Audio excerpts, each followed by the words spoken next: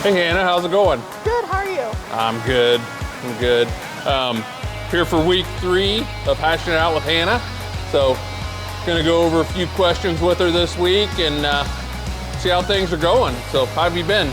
It's been really good. I'm really liking it here. The environment is awesome.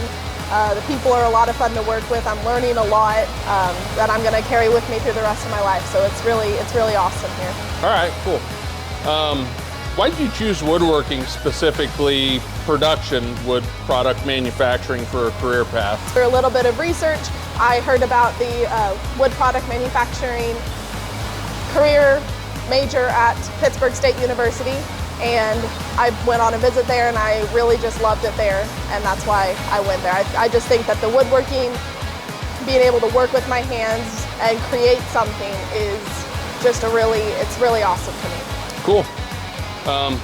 You know, here at Advantage Woodwork, we offer internships, apprenticeships, where people can get a certification in this industry. Sounds kind of like that's a good way to try out maybe what you want to do for the rest of your life. So, absolutely. So, okay, great. Well, that probably is a wrap, I guess, for week 3 of Hashing It Out with Hannah. So, till next week. See you later.